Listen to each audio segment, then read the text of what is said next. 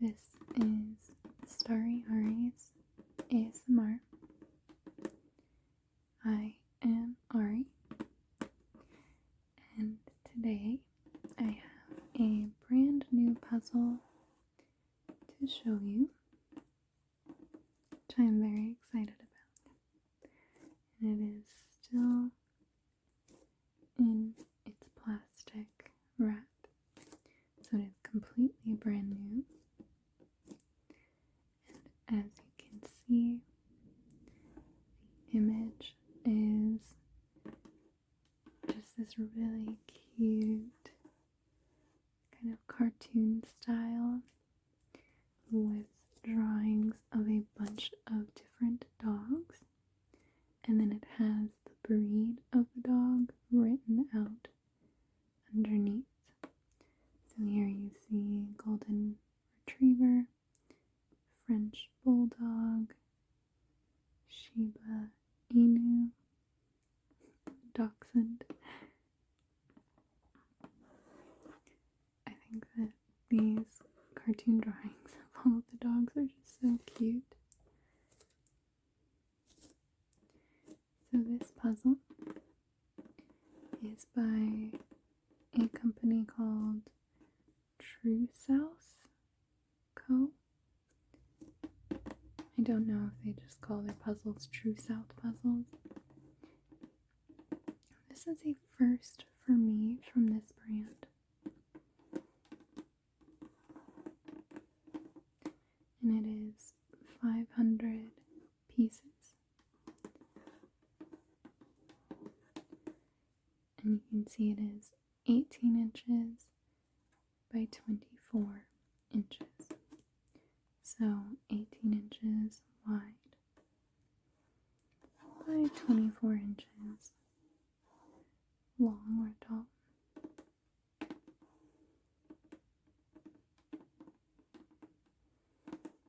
Down here it says Dogs, an illustrated collection. So today I would like to unbox this puzzle and start by sorting the edge pieces from all of the middle pieces. That is usually my go-to for how I start puzzles.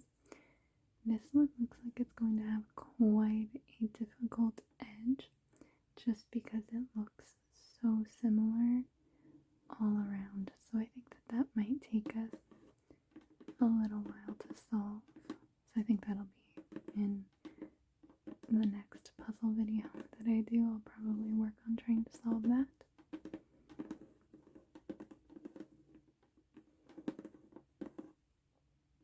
So let's go ahead and flip this over. And I'll show you the back.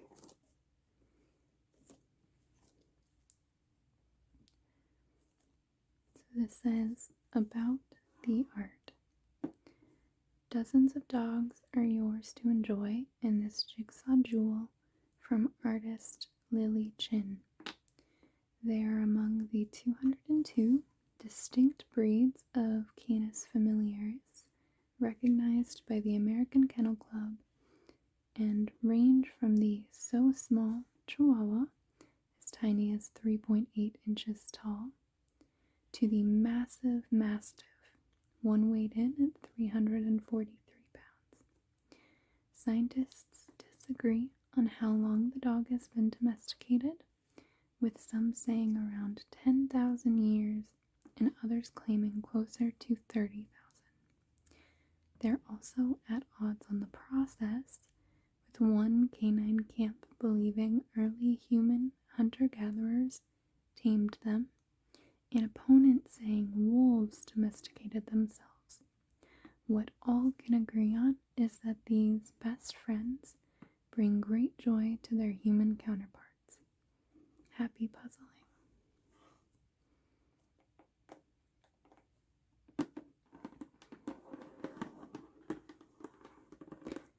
And then it does also have a little blurb over here about the company. it says True South Puzzle Company was created to combine a love of jigsaw puzzles, the South, and local artists. It is our goal to showcase the work of local artisans while delivering treasured images of the cities and places we all love. We take pride in the South and hope these images will bring you hours of enjoyment and memories, whether you are a local or a visitor. So I actually bought this puzzle at a gift shop where I live. They had a collection of different puzzles, and this brand was amongst them. And I thought that that was a really interesting choice that they make, that all of their puzzles are supporting local artists, local to them. I am not in the American South. I am in the Pacific Northwest. So I don't know how it came to be that this brand was stocked in my local gift store, but I wonder if this is also maybe a well-known puzzle brand. I'm not too sure.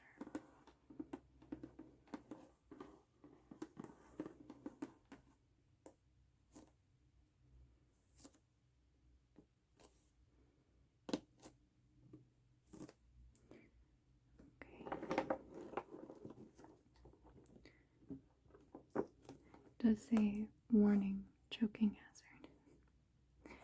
So this does suggest that it is for ages 10 and up.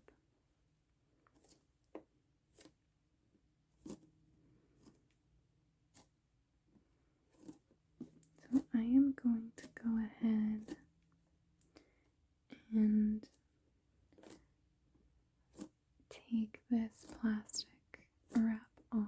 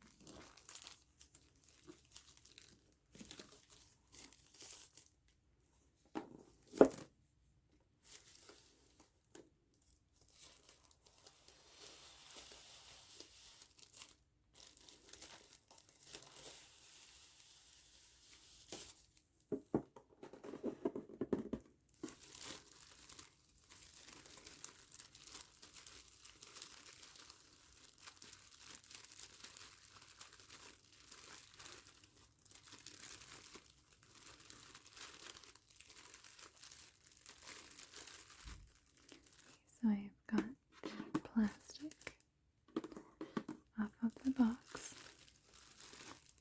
So I'm just going to throw this away.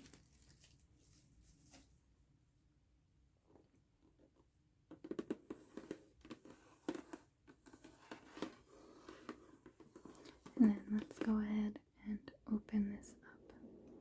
So this is what we have here.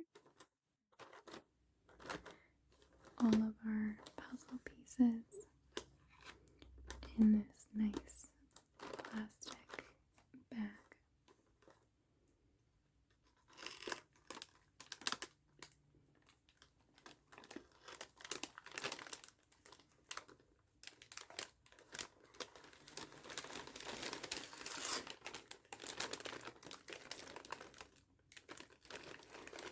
And then it doesn't look like we get a poster for this puzzle, which is okay because I can just use the front of the box. I feel like it was detailed enough and large enough that that will still work out okay for me.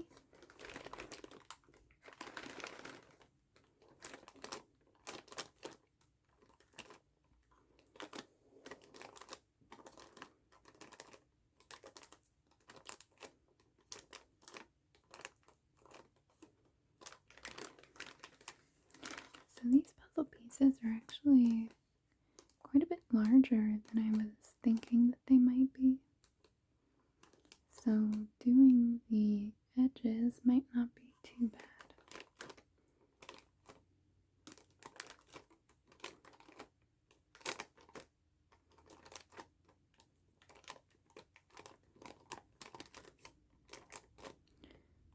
So I am going to go ahead and lay out my puzzle mat and open this bag and put the puzzle pieces in one half of the box. And then we can get started on sorting out the middle pieces from the edge pieces.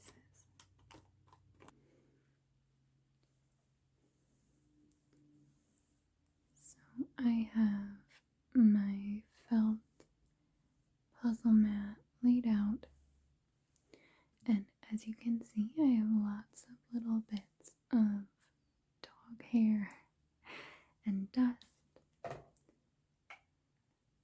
I would like to use my lint roller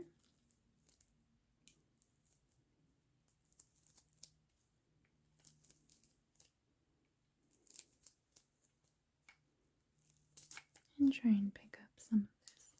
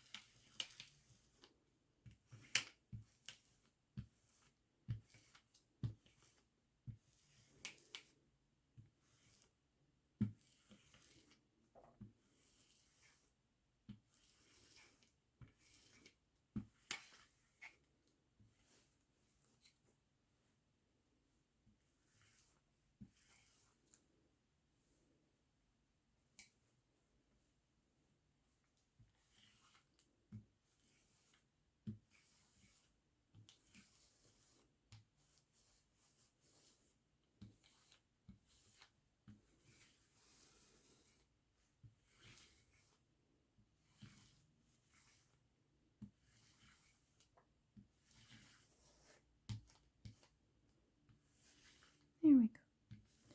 I think that is at least looking quite a bit better than it was.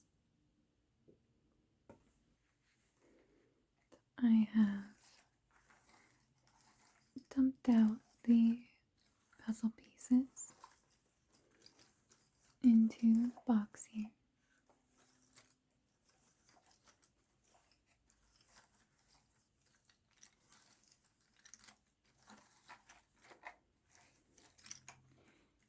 Each piece is actually quite large, and it is a matte finish, which is really nice for puzzles because that means that the light doesn't really glare off of it nearly as much as a glossy finish, and that just makes it easier when you're looking at the puzzle pieces out on the table.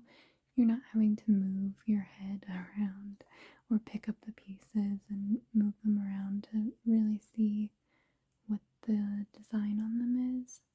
So I'm hoping that that kind of makes this a little bit easier to put together.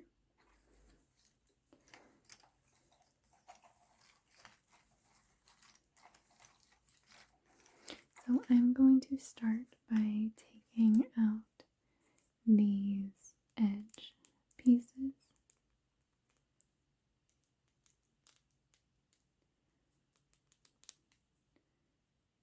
These straight edges. And just putting them off to the side somewhere here on the puzzle mat. I might even have to put them just kind of out of shot here. This is a slightly larger puzzle than the space puzzle that I did. So we have a little bit of a different setup here. And when I'm actually solving the puzzle, I might need to rearrange the camera a little bit, but I think for now, when I'm just kind of sorting the pieces, I think that this works out okay. So I have grabbed the other half of the box so that I can put these middle pieces in here, and it just makes sorting a little bit easier. And I dumped the pieces. This is the top half of the box, and this is the bottom half. And so this top actually has the image, the reference image. So I want to clear this out so that I can actually look at it and use it when I'm trying to solve the puzzle. So let's go ahead and just get started in pulling out these edges.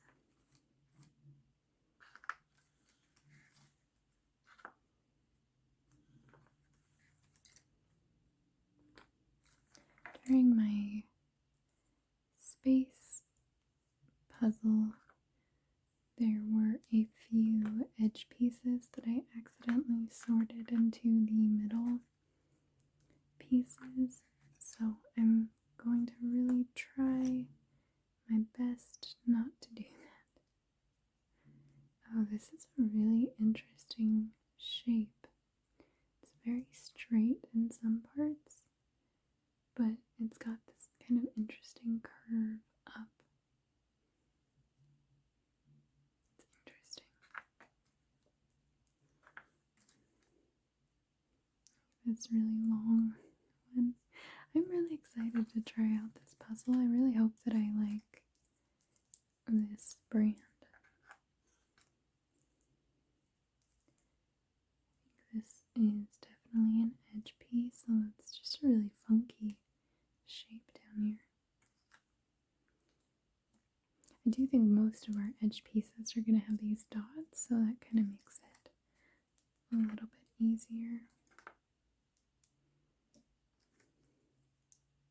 At least while we're separating, I think it'll make it a little bit more difficult when I'm actually trying to put it together.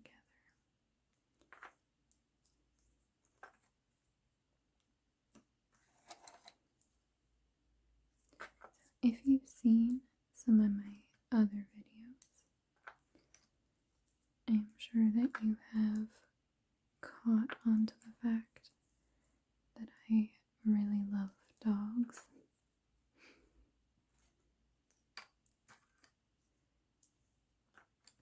I think my entire life I have always loved dogs.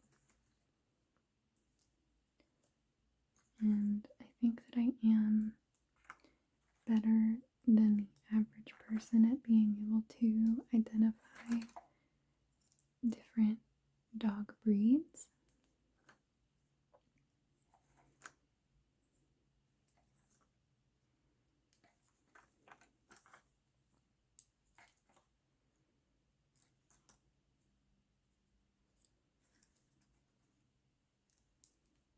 I think that I was kind of reminded of the fact of how much I actually know about dogs when my father-in-law recently came to visit us, and he did not grow up with pets really, and has never had a dog, and just doesn't really know very much about them. And we have a dog, so he was meeting her for the first time and asking lots of questions for things that are just kind of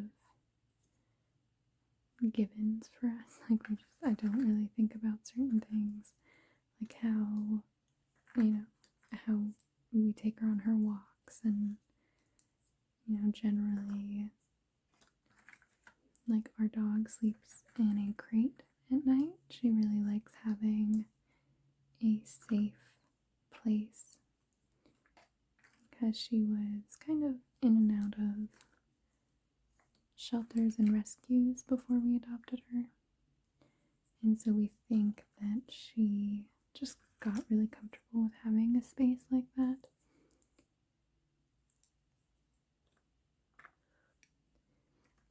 And he was kind of really surprised because he thought that you would only put your dog in a crate if they were being bad. And we were like, no, she actually really loves it. Like, this is her safe space that she wants to go at night, where she really wants to just kind of hang out and relax by herself. But if you're never around dogs or people that do crate training, because growing up, my family never had our family dogs in crates, so that was kind of something new to us.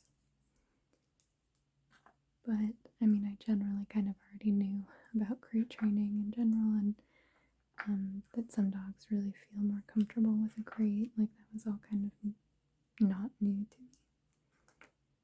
So that was kind of really fun, having somebody staying with us that, you know, didn't have any experience with dogs at all.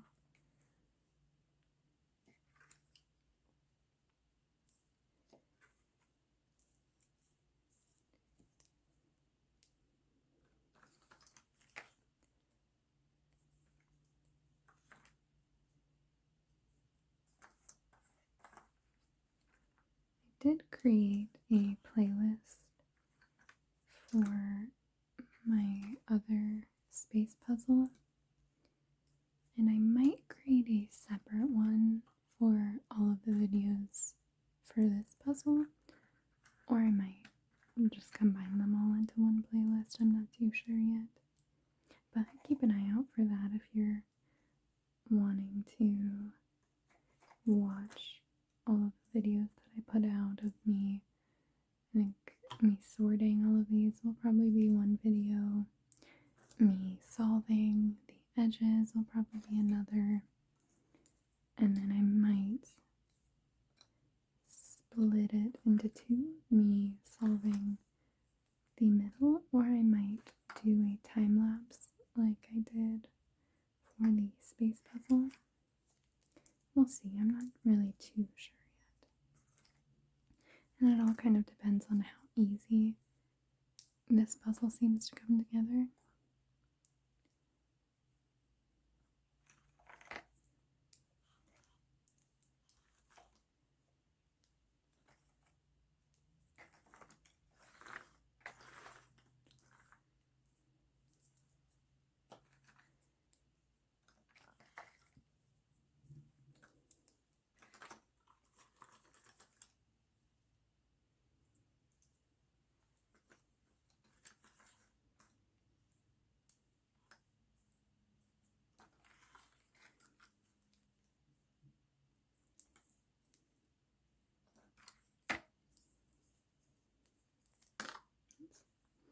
Accidentally threw that one in the box. It's very aggressive.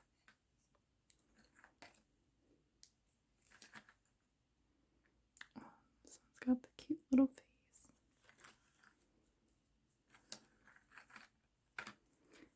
There are some dog breeds that I am not the best at pronouncing.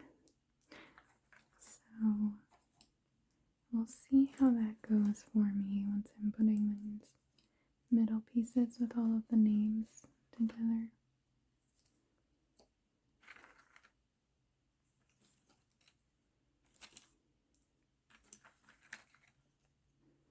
I've talked a bit about my dog, and I did a whole video solving digital puzzles with pictures of her. But my dog is a Siberian Husky. This one I'm pretty sure is an edge piece. We've had some other tricky ones that have kind of straight pieces somewhat, but I'm pretty sure that this is part of the same pattern, so I'm going to put this over here. But my dog is a Siberian Husky, and Huskies are one of my favorite breeds, but they take a lot of effort to train, and luckily my husband and I have adopted older huskies, so they don't have as much energy as if they were younger. And older dogs tend to have a harder time getting adopted out anyways. So both times we were looking at adopting dogs, we kind of made it a priority to look at the older dogs first. So our dog really isn't that crazy. She's very well behaved and very calm. Such a sweet girl. But most huskies are not very calm at all. And I think some people kind of get themselves in trouble because they adopt or buy a husky from a breeder and they see just this beautiful, gorgeous dog, because they really are just beautiful dogs. But they don't know the amount of time and effort it really takes, not even just to train them, but to keep them mentally engaged and satisfied and fulfilled. And so we end up seeing a lot of huskies being put up for adoption later on, which is quite sad. So I am a big proponent of researching the breed of dog that you want before you even kind of get the idea that you need to get that specific breed, because I think it's really important to kind of think through what your current lifestyle is like and whether the dog that you want will fit into that, or whether you're willing to change your current lifestyle to adapt to a new dog. Because there are many, many dogs out there that are perfectly happy lounging around the house and hanging out with their humans, and they don't need, a ton of time and dedication to train them and make sure that they are getting a good amount of mental stimulation and exercise. There are many older dogs looking to be adopted, but also there are just some breeds that are known for being more calm. So it's really important to kind of think through that. Think about what is right for your family, what makes sense for you. Because I know that my husband and I are not big hikers. We don't go on, 5-10 mile hikes every day. And there are some dog breeds out there, and huskies can be, one of them, that just need that much exercise every day. And of course there are some things that you can do to mentally stimulate them and wear them out so that they're not needing as much exercise. But ultimately, some dogs really just want to run, they just want to play, they just want to go on really long walks. And my husband and I are not those people. For the most part, we go on daily walks, and of course with our dog, we take her on our walks, but for the most part, we're both very chill. We just kind of like hanging out. We aren't really super busy all the time. So it's really important for us that, that's kind of what we enjoy. That's what we find is best for us and our lifestyle and our jobs. So we wanted to make sure that, we're adopting a dog that fits into that, because we want to give a good home to a dog, but also make sure that they fit in well. So that's not, it's not causing any additional tension or anything like that. So I think that we have done a very great job at finding dogs each time we've adopted a dog. They both have just fit in so well with our lifestyle, and they ultimately seem incredibly happy just being little couch potatoes.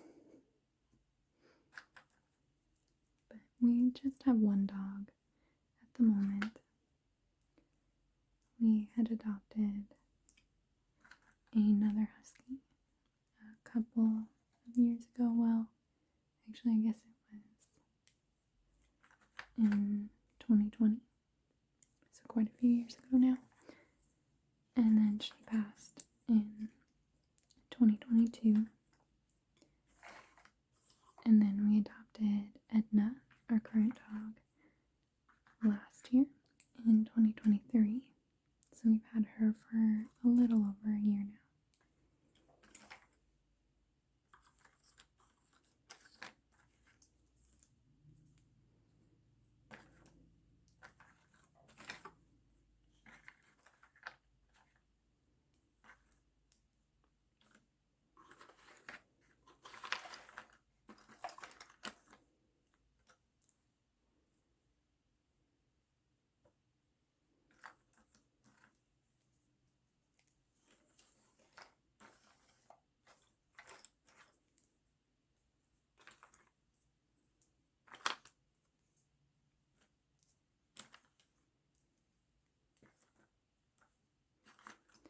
I do hope that the sounds of the puzzle pieces are coming through a little bit, especially during my kind of like down times of not talking.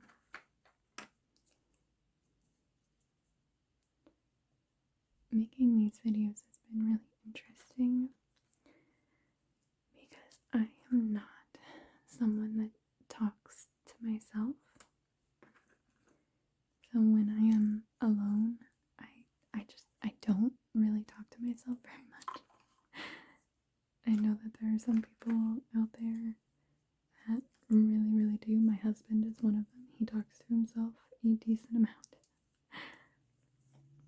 But I just for some reason don't. And I have a pretty quiet internal monologue. So I don't really, when I'm just kind of sitting or just doing something by myself, I'm not really thinking words or sentences to myself very much at all.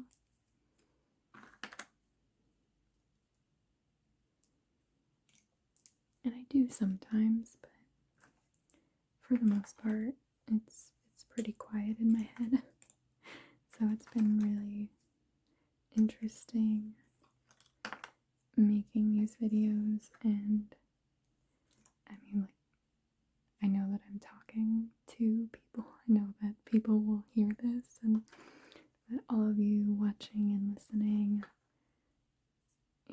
are on the receiving end of what I am saying. But here in the room, there is no one. It's just my camera. And so it's really tough at times for me to remember, oh yes, I should probably be saying something sometimes, instead of just sitting here in silence.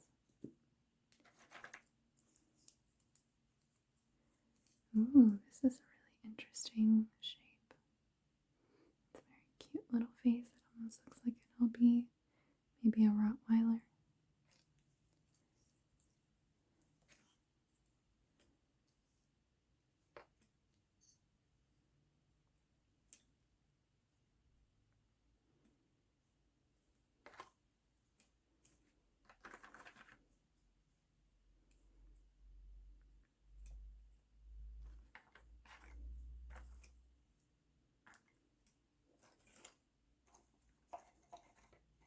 You also may have guessed that I am a strong believer in adopting and rescuing dogs when you can. I think that there are so many amazing dogs out there that are waiting for homes and would be the perfect fit for so many families. but they just never get that chance. So I highly recommend checking out either your local shelter pages, or if you have, it's called petfinder.org. It is a website that shelters and rescues can post listings of their dogs that are available for adoption. And that's actually how we found both of the dogs that we've adopted. They were listed on petfinder.org, and they give them kind of a little profile and tell you a little bit about them, and they have pictures, and then you get to reach out to the organization and tell them that you're interested, go through the process of applying, and you frequently will get to meet them before you make any decisions. So I really highly recommend that process if you can. I completely understand that there are some instances where we really do need well-bred dogs to do certain things, like service dogs, for example, are typically, service dogs are typically bred specifically for certain temperaments. And so those are cases where I fully understand that it makes sense to have dogs bred for, for certain reasons and for certain tasks. And of course, there are some families that want to make sure that their dog is completely safe with children. And unfortunately, there are just some dogs up for adoption that just don't quite fit that bill. And so I understand it can be difficult, especially if your family really wants a dog. It can be difficult to find the dog that fits into your family without going to a breeder.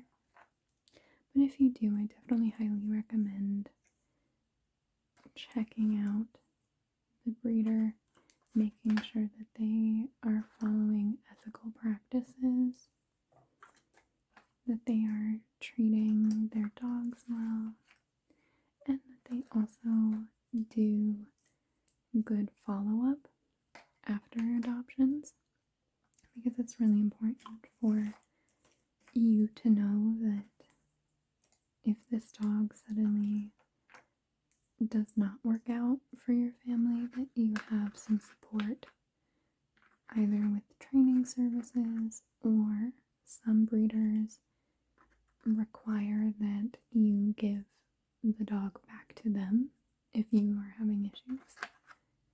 And I think that's really important, and I think it shows a really responsible breeder that they want to make sure that they're breeding dogs that really go to good homes and find good placements, and that they're not just breeding dogs to breed dogs.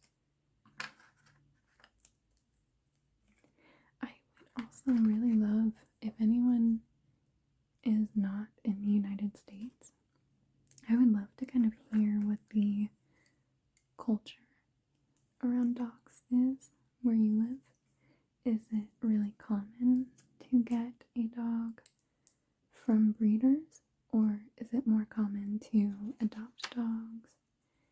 Is it kind of the standard that you should spay and neuter your pets, or is that kind of not regular? I'm always kind of interested in those, slight cultural differences around the world.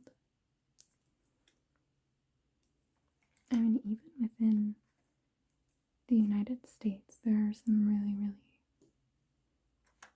interesting differences. Like I've mentioned, my husband and I recently moved to a new place just this last summer, and where we moved from, it was really, really common people to have pets and dogs, and they would take them on walks, and most people picked up after their dogs, and most people followed leash restrictions, so they didn't let their dog off the leash unless it was a specifically designated off-leash area.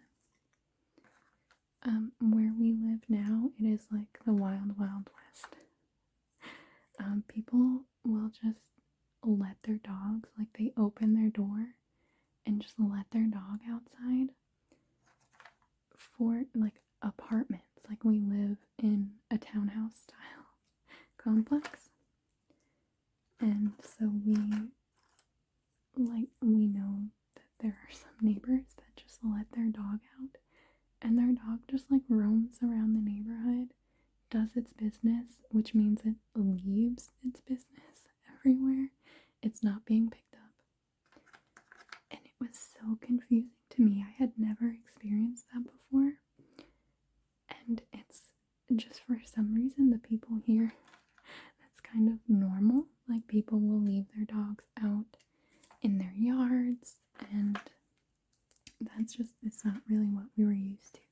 So at first it was really jarring, and then now we've kind of understood how we can deal with it a little bit better. This one has a few straight sections. I think that it isn't like an edge piece, but I'm going to leave it out just in case, because I don't want to have to go through all of these and try and find a very small piece like that.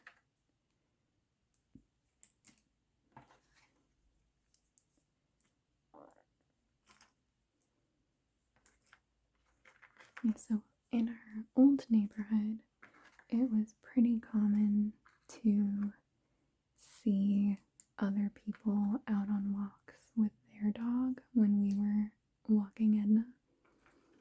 And while we've been living here, I think that I have seen a total of maybe 3 or 4 people walking their dogs, which is just really, really interesting. It's just such a different dog culture here. I'm sure that there are people that do research and studies on things like that, and like why that happens, but I don't know. For the most part, it hasn't really been too troublesome. There have been a couple of times where we've been walking our dog and a stray dog kind of runs up to us, or not even a stray dog, a dog that we know has a home, but we haven't been able to figure out which unit they are coming from. But they've ran up to us while we were walking our dog, and we don't feel comfortable letting this random dog that we don't know interact with our dog, especially when their owner isn't there. Because if something happens, if they decide that they have an issue with our dog, or, I mean, our dog is really, really friendly, but, I mean, like, something could happen, and if she suddenly decided that she didn't like how they were sniffing her or something, we then would have an issue with a dog that is just kind of by itself, and we don't have its owner there to help us with that situation, so we just kind of shoo it away and just tell it to go away, and we try and keep ourselves in between our dog and the stray dog. And usually I think that dog has gotten the message that it doesn't get to say hi to our dog when it's just out by itself. Which is sad, because of course I would love for our dog to say hi and have a nice friend in the area, and it seems like a friendly enough dog, but of course we don't know that. So it's really tricky and it's tough.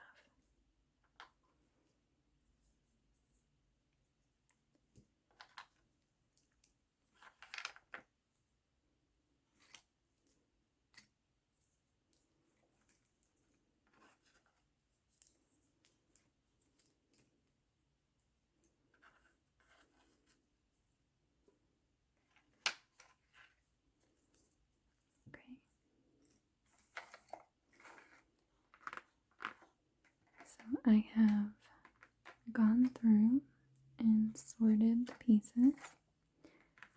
Some of these are really interesting shapes, so I really won't be too surprised if I accidentally put some edge pieces in here. But I've at least got a decent amount of them pulled out.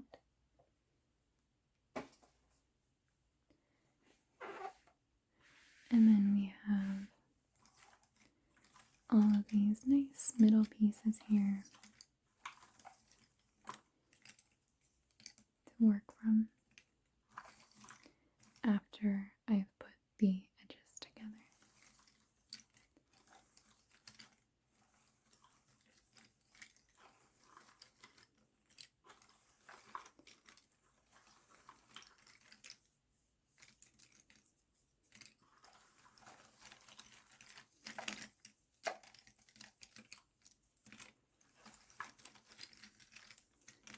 I hope that you have enjoyed listening to me truly ramble about random things, and also hearing the puzzle pieces. I was thinking for this puzzle, I think that I'll do these kind of separate videos. So in the next one I'll put together the edges, but I was thinking it would be really cool for me at the end, after I've completed the entire puzzle, to put all of the videos into one video, so there's like one larger compilation. I thought that would be really cool.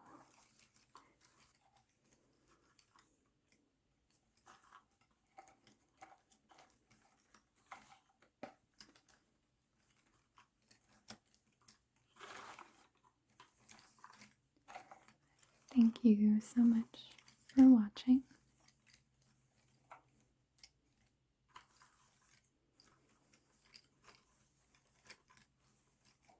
I hope that you have a wonderful rest of your day.